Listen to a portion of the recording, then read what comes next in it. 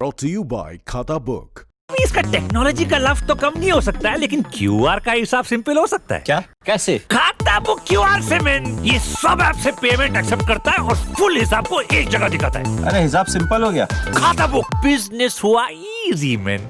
राजधानी में एक बार फिर कोरोना के बिगड़ते हालात को देखते हुए केंद्रीय गृह मंत्री अमित शाह की एंट्री हुई। शाह ने रविवार को उच्च स्तरीय बैठक बुलाई, जिसमें दिल्ली के मुख्यमंत्री Arvind Kejriwal, LG Anil Baijal, AIIMS director Randeep Guleria, Delhi के स्वास्थ्य मंत्री सत्येंद्र जैन के साथ केंद्रीय स्वास्थ्य मंत्री डॉक्टर हर्षवर्धन भी शामिल हुए। यह बैठक गृह मंत्रालय में हुई, जिसमें कई मुद्दों पर चर्चा की गई। आपको बताते चलें कि रोजाना दिल्ली में 7,000 से ज्यादा मामले सामने आ रहे हैं, जिसमें राजधानी में आईसीयू बेड्स तेजी से कम हो रहे हैं। लेकिन अमित शाह के एक्शन में आने के साथ ही ये उम्मीद की जा रही है कि दिल्ली में कोरोना से लड़ने में आ रही अड़चनें जल्द दूर होंगी। इस हाई लेवल बैठक में फैसला लिया गया कि केंद्र सरकार के सहयोग से कोरोना की टेस्टिंग 2 गुना की जाएगी। अब तक रोज 60,000 टेस्ट दिल्ली में किए जा रहे थे, लेकिन आने वाले दिनों में इसे बढ़ाकर 1 लाख तक किया जाएगा। साथ ही केंद्र 500 से ज्यादा आईसीयू बेड्स दिल्ली को देगा।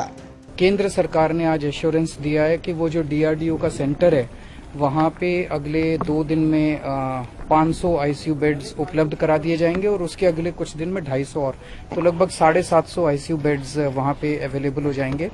इसके साथ साथ दिल्ली सरकार भी और आईसीयू बेड्स बढ़ाए, उसके लिए बाईपैप मशीनें जो हमें ज़रूरत है वो केंद्र सरकार उसको मदद करेगी वो देने में, तो उससे हम दिल्ली सरकार के भी फैसिलिटीज़ के अंदर नए आईसीयू बेड्स बढ़ा सकते हैं। दूसरा बड़ा निर्णय था कि जो अभी टेस्ट्स किए जा रहे हैं, अभी लगभग 60,000 टेस्ट हम लोग डेली कर रहे हैं, इसको बढ़ा के 1 लाख सवा लाख तक हमें इन टेस्ट्स को डेली बढ़ा के ले जाना है।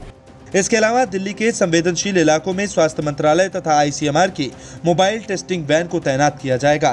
साथ ही पहले शुरू किए गए सारे कंटेनमेंट उपायों की समीक्षा करने की बात अमित शाह ने ट्विटर हैंडल पर कही गई।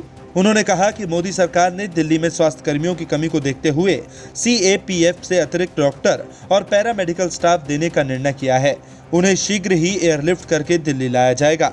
इसके बावजूद जो भी उपकरण दिल्ली के अस्पतालों में चाहिए होंगे, उसे तुरंत मुहैया कराया जाएगा। वैसे तो दिल्ली में मौजूदा हालात को देखकर इसके तीसरी और अब तक की सबसे खतरनाक पीक कहा जा सकता है, लेकिन सोमवार को दिल्ली के स्वास्थ्य मंत्री सत्येंद्र जैन ने कहा कि दिल्ली में कोरोना की तीसरा पीक खत्म हो चुका है। मैं डेफिनेटली आपसे कह सकता हूं कि दिल्ली की जो 3rd वेव है, फर्स्ट वेव जून में आई थी, 2nd वेव सितंबर में आई थी और 3rd वेव ये जो नवंबर में चल रही है, इसका पीक तो जा चुका है।